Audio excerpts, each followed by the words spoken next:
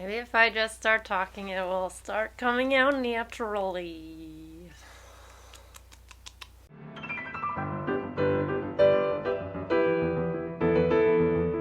Okay. So I did my hair for you. I never do my hair. We have daylight, so the glare is coming in.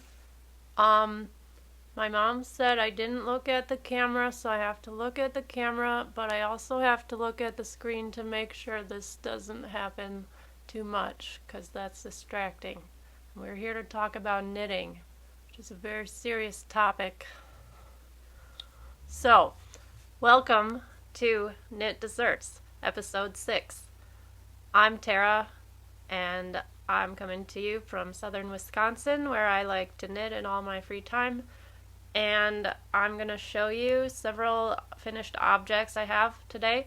One revisited finished object and a couple of works in progress. So let's get started with a dessert of the day. I've started making homemade granola, kind of inspired by Emma Robinson of the Woolly Mammoth Fibre Co. YouTube channel, podcast, business. And I eat granola every day in my yogurt, so I've been buying some more oats, and so I made some oatmeal chocolate chip cookies. And it doesn't look like much, but they are pretty delicious. Jamie, that was for you.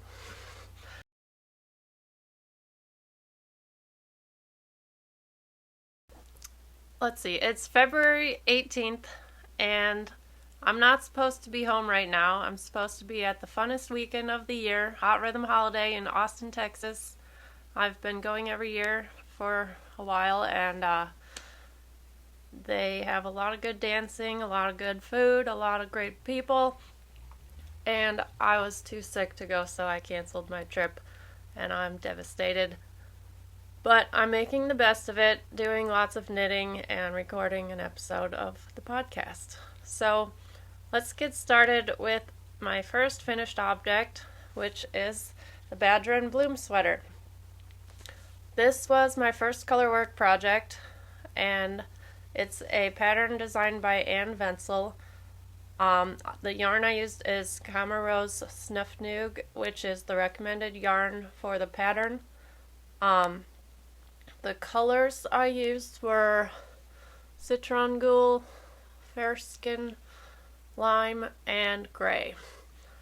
And I cast on the size medium, but I only increased on the last increase row of the yoke to the size small stitches for the body. And then I was not very happy with the twisted rib neckline that I originally cast on. It was feeling too tight, and I didn't like the transition between the twisted rib and the colorwork, so I cut it off and I knit up from the bottom. I think I decreased, I don't remember the amount of cast on stitches, but I decreased to 84 stitches, thinking, well, that's probably what a hat would be, so that would fit nicely around my neck. So this is nice if I'm going to wear it under a coat, but I think my preferred way to wear it is kind of this funnel mock neck look. And then I had previously done folded stockinette cuffs and hem, but after I did this ribbing on the top, I changed those to match. So I'm quite happy with it as far as my first colorwork project goes. It's pretty easy to follow the charts because you just have one stitch of each color in every row, so you don't have long floats anywhere.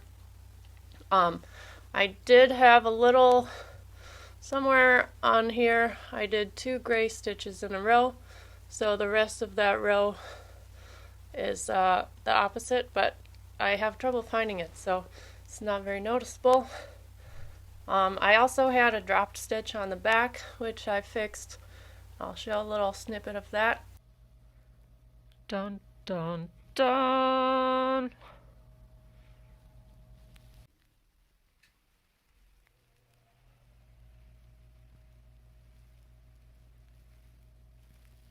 So this project, it was a good learning experience.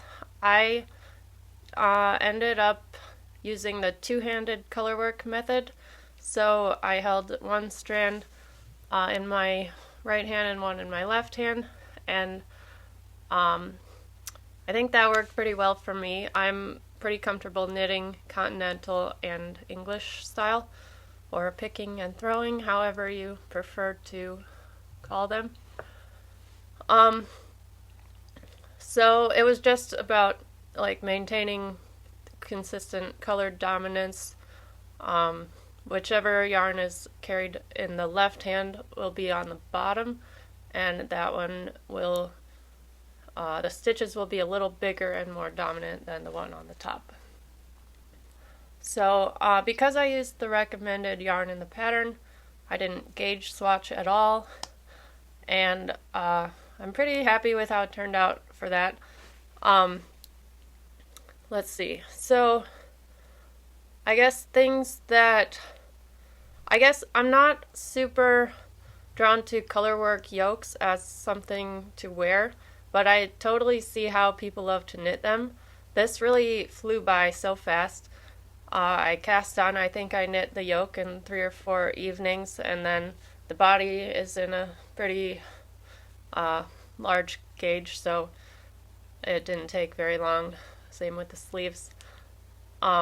I think the part that took the longest was deciding what neckline to do.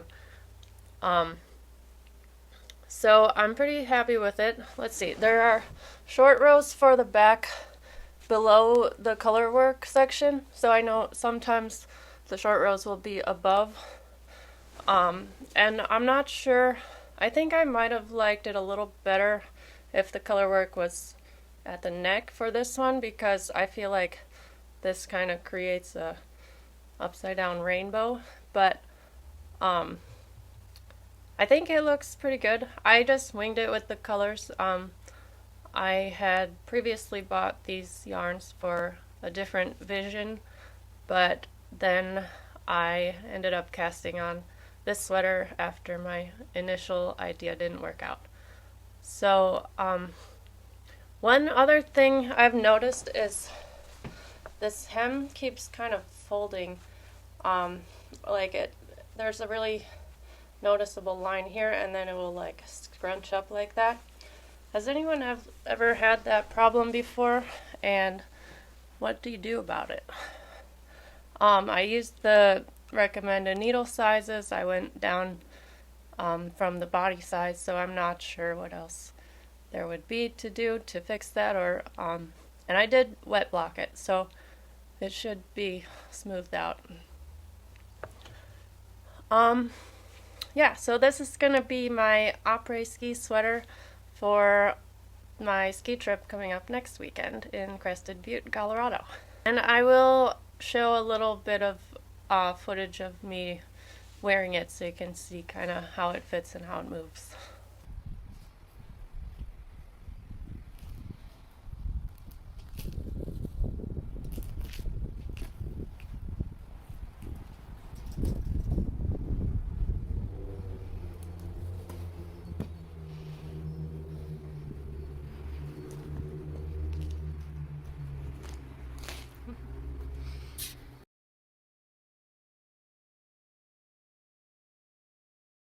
Moving on to the second finished object of today, I have the Vivid Mitts. This is a pattern by Jungmi Ryu. It has this beautiful cable pattern on the back of the hand, and it's knit with a Sportweight yarn. I knit it with a very light sport, maybe fingering weight. So I used a size 0 for the cuff and a size 2 for the rest of the glove, instead of a size 3 as the pattern called for. And because of my smaller needle size, I added 4 stitches for 2 knits and 2 purls to keep the pattern intact. And I placed the extra stitches on this side of the cable, not between the thumb and the cable. And I kind of wonder if that was a mistake because when I wear these, the cable kind of biases a little towards my thumb, but it's really not that noticeable. And I like the neutral color of this because it matches a lot of outfits, but it still has a little fun detail. I did a long tail cast on, and then I did the half hitch bind off, which matches the long tail cast on. I did that on the thumb too, but I kind of wish that I had done it inside out so that when I fold it over, that it would match the cast on. So the yarn I used for this was Spinnerin Pippin, which is a vintage yarn that I thrifted, and it's a pretty dry yarn, and there were a lot of like weak spots where one ply was broken, and it's a little bit itchy. So when I blocked this, after I squeezed out the water, I actually used some hair conditioner to kind of try and soften the wool, and then I rinsed that out. And I think that helped a little bit to make it a little bit softer to wear. I don't think I would like wearing this around my neck or like against my skin, but on my hands they're pretty okay. So that's the Vivid Mitts. I think I really like this cable pattern, and I would use it elsewhere, maybe on a sock or on like a sleeve or something like that. It would be pretty cool.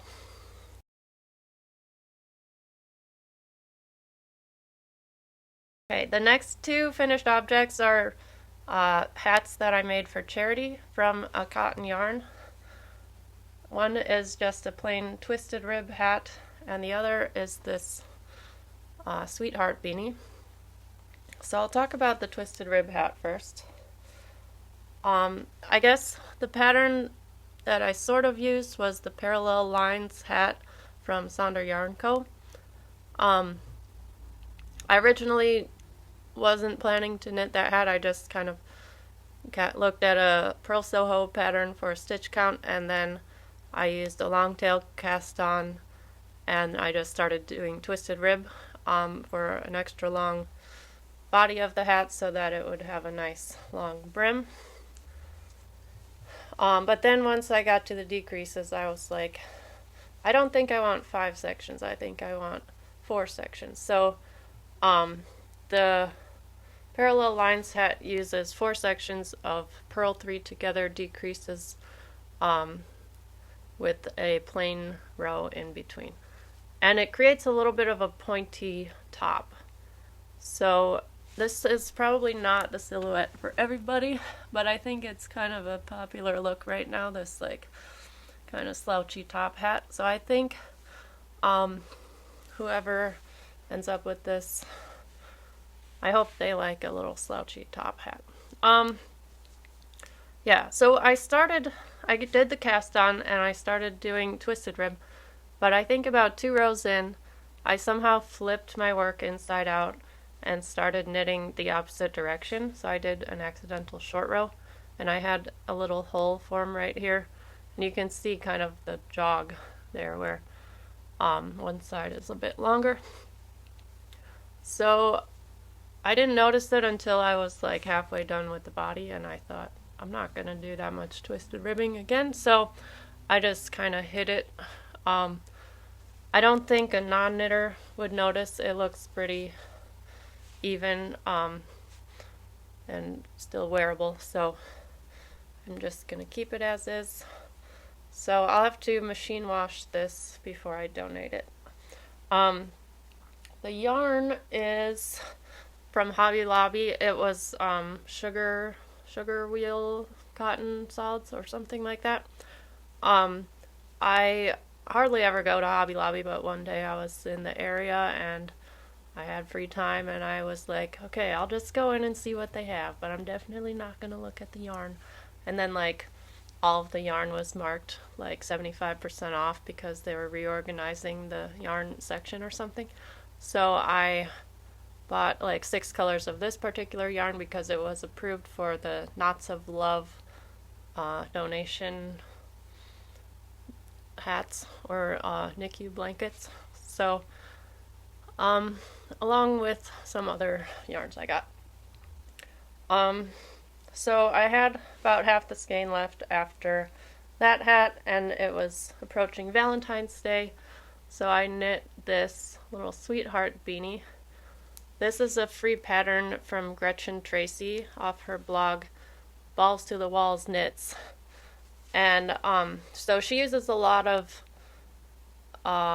patterns from Barbara Walker's Treasury of Knitting Stitches, and she just she used to write like a free pattern every week, and they're all still up there. So there's a lot of good access to just different like types of stitch patterns that you might not otherwise find unless you own a stitch dictionary. But you can go to the library and find the Barbara Walker stitch dictionaries. At least at my local library they had them, and I assume they're pretty accessible in most libraries. So the heart panel is next to a simple cable, and this hat came in two sizes. There was a smaller child size and then an adult size. I made the child size, but I think my yarn was a bit thicker than in the pattern, even though I used the same needle size recommended. But I added length. So I knit the brim for 8 rows instead of 4, and I put a little cable cross that lines up with the main body. And then I added a third heart repeat instead of just the 2. I'm not sure that I love this like amount of stockinette stitch up here, but I think the star pattern on the brim looks really cool. And the very last row in the pattern, she did purl 2 together decreases, so it created a little ridge of purls in a circle, but I did knit 2 togethers to minimize the standing out of that. So this fits me all right. I have a like small to average size head, but it's, I think, on the right person, if they wear it like this, it could be a slouchy hat. I don't like to wear hats this far back on my head because I don't have bangs, so it doesn't look good with my forehead, but I like how it turned out, and I think someone will enjoy it. So I'm going to wash both of these now before I donate them.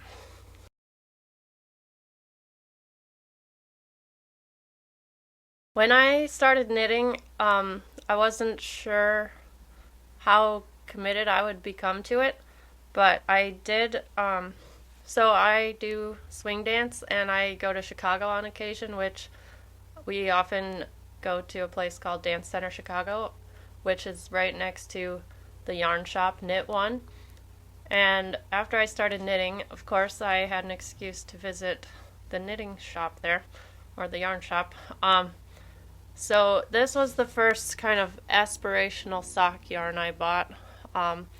This is Amble by the Fibre Co. And this is all I have left over of this main color. I eventually decided to make this sock. It's called the Dip the Tip sock from Kutovakika's book Knit This. So I bought this book because she had this beautiful colorwork pattern, and it was not available as an individual pattern. I think she is releasing all these as individual patterns soon, but I bought the book to support her when it first came out. So it has a lot of like basic patterns. There's a couple beanies, a couple basic raglan and drop sweaters, but this is a double strand marled sock, and you can see she used twisted rib cuffs and twisted rib heel flaps, but I chose to do just plain rib cuffs and heel flaps. So yeah, along with the main color, which is Fair Hill, I used Blackbeck, this kind of peacock blue, and Catbells, which is a amber color. So I cast on using German twisted cast on with 2 strands of the Blackbeck. Then I marled the cuff, and then I did 3x1 rib for the leg. Did plain 1x1 rib for the heel flap, and then this is 2 strands of the Blackbeck, and then continued the 3x1 rib across the top of the foot. Then I did 1 stripe, and then I marled 1 strand of Fairhill and 1 strand of Catbells. And so because I was knitting this on magic loop, so I had I had the instep stitches on one needle and the bottom stitches on the second needle.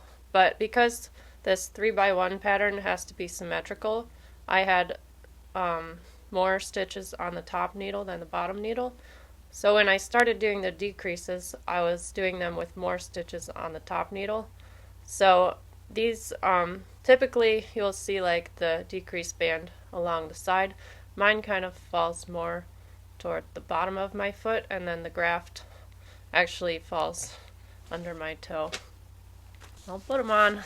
I'll do the awkward foot on camera thing. So you can see how that looks. Then on the right side, it's just plain stockinette. So, oh yeah, I did a little bit different decrease rate than in the pattern. I think she did a plain wedge toe, which is more triangular. I did more plain rows between the decreases closer to the foot, and then did more decreased rows in a row as I got to the tip, so that it created a rounder shape, because I like a more rounded toe as I have a wider toe box. So I'm pretty happy with these. I think they're a little big. So the cuff is cast on with a size 3mm, I think, and then I used a US 6 or 4mm for the body, which I was surprised at how thick that needle was. So I think they're comfortably loose. Like, I don't think they've stretched out too much, but for a one size pattern, I feel like it's on the big side. And then I made sure to actually knit the foot long enough, because in the past couple of socks I made, I got lazy and did not make the foot long enough, and then it kind of squeezes my toes in. So I think these will make great cushiony house socks, bed socks, cold winter day socks. And I really love the heathering of this yarn. So you can see there's some of that like bluish color, which is highlighted by this, and then I really like how these two marled together look. I'm a sucker for a good heathered yarn.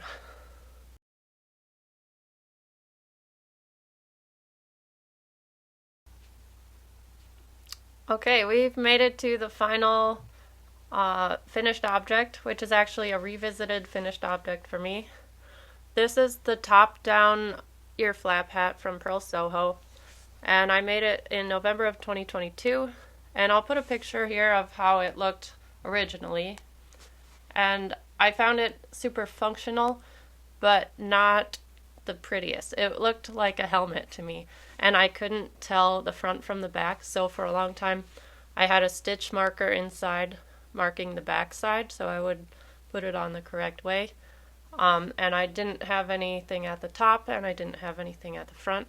I had toyed with embroidering on it, like maybe a snowflake or something, but I eventually decided to do this little brim addition. So, okay, so first of all, for the little I-cord, I just picked up 3 stitches and did a I-cord until it was long enough to loop, and then sewed down the last 3 stitches. For this brim, I just picked up stitches alongside the hat. I think I tried picking up stitches on the outside of the hat, but then there was like a weird seam line kind of, so I picked up from the inside of the hat so that it rolled over. And then I just knit straight until I liked the length, and then I did one decrease on each side of the last row to make a little curved edge. Then I picked up stitches along each side and did an I-cord bind off. And then I sewed down just right inside the I-cord bind off. I used the same yarn to stitch that down so that it would stay. And I'm much happier with how this looks now. I think it still looks a little bit helmety, and I think it's because my ear flaps are too tight. Like these kind of curl out a little bit. But I like the fit of this hat a lot. It doesn't like come down and sink over my eyes, and the back doesn't like bunch up at all, and then the warmth of the ears is really nice. So I knit this in a thrifted Sportweight alpaca yarn, and I think it's on a US 3 needle. So there is a little, it's not a very thick hat, so it's not great for the coldest winter days, and especially not for windy days, but it's good for general transitional weather. So I'm pretty happy that in the spirit of Finish It February or Fix It February, I took a little bit of time to modify a thing that I already liked to make it even better.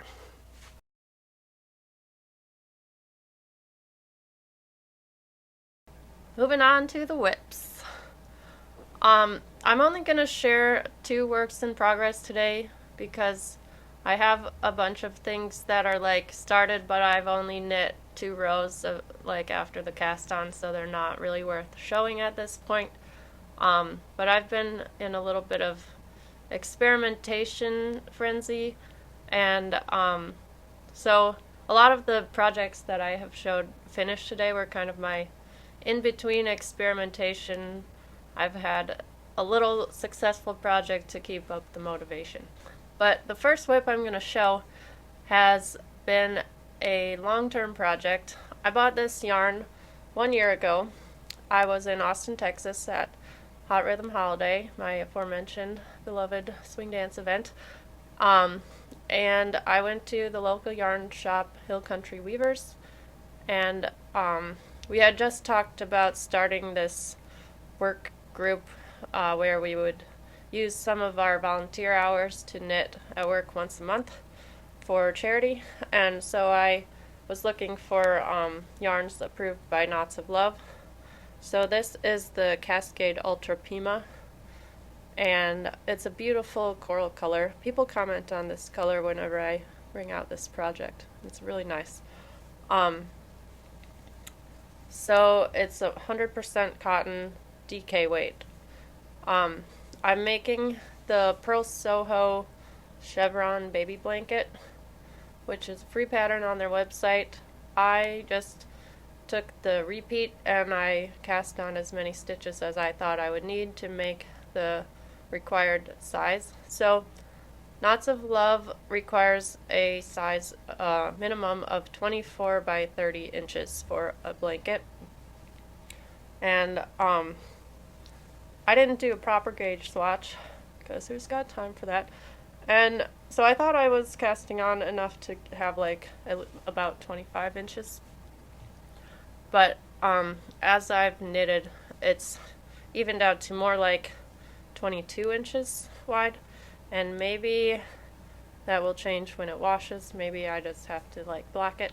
But I think what I'm going to do is just knit to 30 inches in length and then pick up stitches along each side and do some kind of border. I don't want to do a border on the chevron side because I like the scallopy effect. So this pattern is pretty easy. It's a 2-row repeat, and in between every 10 stitches you have either 2 increases or 2 decreases. And so on one row you'll be, say, increasing at each of these points, and then on the opposite row you'll be decreasing 5 stitches between the increases. So it's easy to remember and easy to pick up and set down, but it's not quite as mindless as I had hoped, because I keep having to count to 10 all the time, and there's not a visual indicator of like, oh, here is the stitch where you decreased last time. So I found it a little bit hard to read in that sense, but it's really easy to fix. If I get to the end of the row and I find I have too many stitches left, I'll have to go back and count if I actually did 10 between each set of increases or decreases. I wonder if putting stitch markers between every repeat would help, but that just seems like too many stitch markers. So yeah, I'm on my 3rd ball of yarn. So one ball got me this far, I think, and then the second ball got me this far. So I think I originally bought 3 only, so I bought a 4th ball of the same color. It's a different dye lot, but I think it will look the same, just to make sure I have enough length there. And then I'm toying with, I got these additional colors, darker corally pink and a white, to decide what to do for my edges where I want to make it a little bit wider. So if you have any ideas for what I should I do the same coral color, or should I do white or dark pink? Should I do something lacy or something simple? If you have any ideas of nice blanket edgings, please leave them in the comments. I would love to get some inspiration.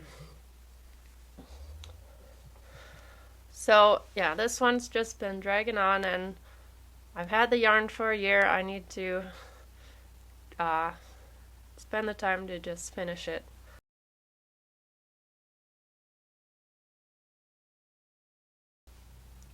Okay, the last whip I'm going to show today, which I have any significant progress on, is this slipper. And I'm doing them kind of 2 at a time, section by section, so that I don't forget what I did on one and forget to do it on the other. So this is the 3-in-1 button boot by Bekah Knits.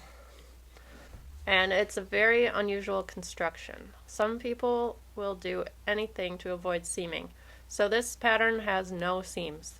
And it's pretty wild how it works, but it's really confusing to read through. So I read a bunch of the project pages on Ravelry, and they all say, trust the pattern, just do everything as it says, and it will turn out perfectly. And like over 200 people have made this and said they love it. So you gotta trust them. But I don't like when a pattern just says like, do this, do this, do this, and it doesn't necessarily say why, or it's not intuitive why, because I want to know, like, if I want to increase the length, if I would want to modify it in some way, how will that affect the rest of the pattern? So I'm kind of, I think after knitting it once, I'll figure it out, and then if I want to make another pair with a different size, I can do that. So it starts out here, you do a provisional cast on, you knit the toe, and you do some short rows, then you switch colors. Well, you can switch colors, you can also use the same color. Then you do short rows, picking up the toe, double stitches, and then you decrease either for the right or left foot, and then you knit the rest of the sole. Then you switch back to your main color and you do the heel, with, again, some short rows. And then you pick up stitches along either side and along with your provisional cast on and your heel, and then you'll start knitting up in the round. So, and you'll do some shaping at the toe to shape your instep.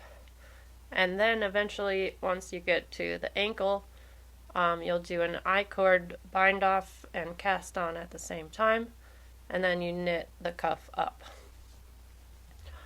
So this one is kind of a mind boggler, but I am making my way through it, and I think I understand everything that's happening now. The yarn I'm using is this main color is a farm yarn. It's just a, I don't even know what kind of wool, but it's 100% wool DK weight. I'm holding it 2 strands together. I bought this at the Wisconsin Dane County Farmers Market in Madison. And the bottom is this just Peyton's classic wool. I love how this looks like after I've unraveled the ball enough. There's this cool winding pattern. But the Peyton's classic wool is a worsted weight wool that you can find at most big box stores. And the sole is made with a kind of double knitting stitch, but it's like garter stitch on one side and it looks like stockinette on the other, and it creates a very squishy fabric. So I think the strand of the worsted weight is a little bit less dense than the 2 strands of the DK weight, but with the like double knit stitch, it feels like it's going to be so comfortable. So but it's hard to figure out in the pattern. You really have to trust. They're like telling you to knit the purl stitches, and I was like, really? Is that going to work out? Yes, it did work out for me. So I don't know. I think it looks kind of awkward, like the transitions between colors. I think it looks very homemade, not like professionally handmade, but like homemade. But it's a really cool experiment in shaping. So, and I think they're going to be really comfortable and warm. So, I am excited to have these, but if I do another Bekah Knits pattern, I would just keep in mind that the pattern is it's not super intuitive, so I would just want to know that going in.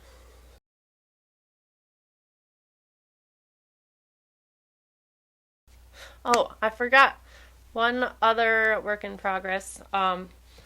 I've sort of started making a matching fingerless mitt to go along with my sweater here. So I cast on the same number of stitches that I ended the cuff with, and then I just used the same colorwork chart, and then on this side I did a sort of gusset here. I did yarn over increases because a knit front back increase would have a little purl bump, and if you use make one right or make one left, you have to rely on the stitch below being the same color. So I just did a yarn over, and then on the next row knit it through the back loop to twist it, and that's worked pretty well. And then I got to where I think the height of the thumb should be, and then I bound off, and then I cast on the same number of stitches, and then I'll pick up and do a thumb. I'm not exactly sure how I'm feeling about these. I think they're a little bit tight, so I might want to start over and make them a little bigger, but it's been a little bit fun to experiment with.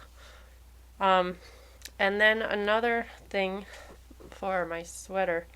I saw that Knit Weekend podcast. Haley talked about a sweater she made with a blown yarn, and it had a lot of wear on the elbows where it got kind of threadbare and you could see the netting inside and it was pretty white. So I made some elbow patches. I thought these would be a fun pop of color, but I haven't committed to putting them on yet. So I'm not sure if it looks too kitschy and if I should wait until the elbows actually wear out. It seems like I have a little bit of fear of commitment when it comes to these little embellishments. Like I asked people in my first episode if I should put a pocket on my shirt, and everybody was like, yeah, do the pocket. And I still haven't done the pocket, so we'll see. Maybe I'll revisit that one once the weather warms up a bit. But if you think the elbow patch would be cool or not cool, let me know. I'm just gonna, I think, store them with my leftover yarn so that I have the option if I decide to go that route. Okay, so that is all I have today.